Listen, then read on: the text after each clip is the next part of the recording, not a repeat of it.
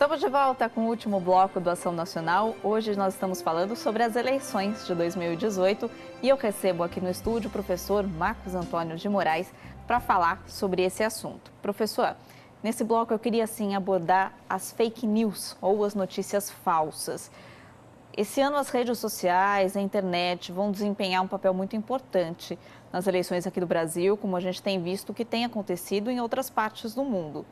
Por exemplo, nos Estados Unidos, elas foram definitivas, foram importantíssimas para a eleição do presidente Donald Trump.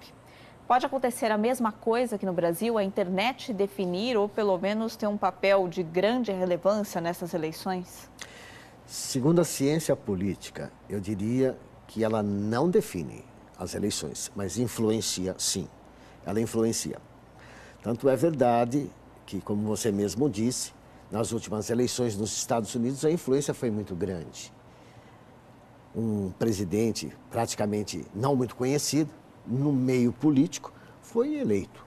Mas, ao mesmo tempo, ocorre um problema com vazamento de informação pela internet do partido oposto ao presidente Trump, denegrindo a imagem de Hillary Clinton.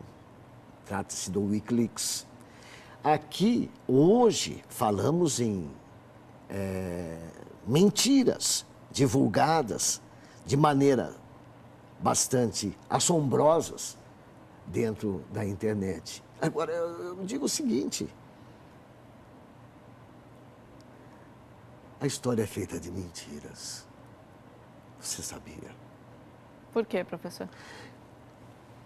Na verdade, os fatos sempre contados, através dos canais, seja ele qual for, sempre tem um aumento. E tem a visão de quem conta. Não é real. Se você me contar uma história, você vai fazer o possível para colocar dentro dessa história aquilo que você é, aquilo que você sente e não aquilo que verdadeiramente foi. Isso é nato. E, em consequência disso, eu preciso, na verdade, buscar sempre, em qualquer instante, fontes fidedignas para que eu possa me basear, para que eu possa formar o meu conceito, a minha opinião, a minha escolha. A minha escolha vai depender exatamente da minha boa vontade de procurar o certo. Aí o senhor toca, o bom senso. O senhor toca muito no trabalho do jornalista. Por exemplo, o jornalista ele tem por preceito a idoneidade, a imparcialidade. Tentar contar uma história da melhor maneira possível, sem tender para nenhum lado. A internet ela veio democratizar a informação. Então, muito mais pessoas têm acesso a gerar conteúdo. Mas aí acontece que é difícil identificar qual é uma fonte segura, fidedigna, para a qual o eleitor pode se basear. Então, tem que tomar cuidado com o conteúdo que está na internet. Pois é, e para você tomar cuidado com o conteúdo que está na internet, é necessário, como eu acabei de dizer para você, buscar a fonte. Buscar a fonte que está revelando. Teve um caso na internet, por exemplo, que noticiava-se que o Sylvester Stallone havia falecido de um câncer na próstata e que ele escondeu de muitas pessoas, escondeu de muitos por muito tempo. Nossa, Sylvester Stallone... Era mentira. Outra notícia que veiculou foi que a Hillary Clinton tinha uma rede de prostituição infantil. Dava até o lugar numa pizzaria. Mentira também. Mentira também. Agora, uma coisa é certa, tem muita gente que gosta de mentira. Existe, você falou, o jornalismo. Existe o jornalismo marrom, existe o jornalismo que, na verdade, gosta de fazer, vamos assim dizer, uma espécie de escândalo. Quando a notícia é escandalosa, eu quero publicar com o mais escândalo possível. Porque eu tenho quem goste. Eu tenho quem gosta de ser iludido. E isso traz dinheiro também. Também traz dinheiro. Com relação à eleição, o Tribunal Superior Eleitoral, a nossa Justiça, já tem dito esse ano que vai tentar tomar providências contra as notícias falsas. Isso é importante, porque para qualquer candidato que seja, uma notícia mentirosa, ela não deve ser propagada ou divulgada. É uma adaptação da nossa justiça? O próprio ministro Fux, que é o ministro do Tribunal Superior Eleitoral, ele faz uma, não sei se posso entender isso como uma ameaça, mas ele dá um recado para a fake news. Fiquem com suas barbas de molho, pois eu vou pegá-los. Se vocês tentarem qualquer coisa nestas eleições, eu os pegarei. Agora, pensa comigo, é difícil, é muito difícil, ele pode até falar. Agora, a partir do momento que eu derramei o leite, fica difícil juntar.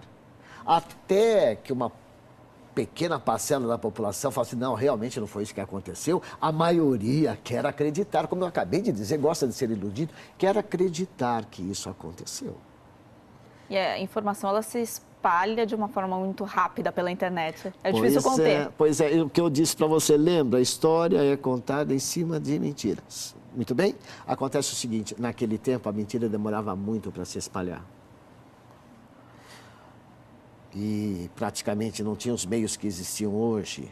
Hoje, ela não só se espalha com grande velocidade, como ela atinge um universo muito grande.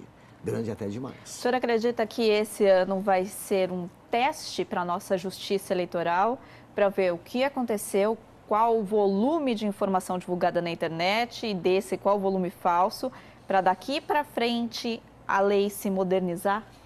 Eu espero que sim, mesmo porque existem exemplos. Exemplo ocorrido nas eleições dos Estados Unidos, exemplo ocorrido nas eleições da França. Tudo aquilo que ocorreu exatamente, que foi veiculado através da internet como mentiras, como falsidade, em grande escala, isso existiu lá. Foi possível pegar ou filtrar? Não foi possível. Mas é necessário encontrar uma maneira, pelo menos, de tentar reprimir um pouco, amenizar essa situação, já que ela está como se fosse uma verdadeira porteira aberta. Um dos mundos mais fechados sempre foi o mundo islâmico. E nunca se esqueça que as redes sociais foram responsáveis pela Primavera Árabe de 2010, que envolveu todo o norte da África e se estendeu até a Síria, trazendo guerras civis. Isso tirou exatamente o que? O povo que estava na letargia, o povo que estava quieto e passou a se reunir através de redes sociais e tomar algumas ações, colocando-as em prática, como foi o caso de mandar embora ditadores longevos do poder. Eu digo, se não houver praticamente uma situação no que diz respeito a alguma lei de monitoramento, nós podemos correr graves riscos, inclusive com criança que acessa a internet e tem notícias falsas. E é isso que a Justiça Eleitoral vai precisar. Não só a eleitoral, mas a Justiça brasileira vai ter que se preocupar. Professor Marcos, muito obrigada pela sua participação. Eu que agradeço. Acho que ajudou a esclarecer um pouco o eleitor brasileiro. E a gente espera o senhor numa próxima oportunidade. Muito obrigado. Obrigado a todos. Boa noite. A Ação Nacional está terminando. A gente volta na próxima quinta-feira. Uma ótima noite para você. Obrigada pela companhia.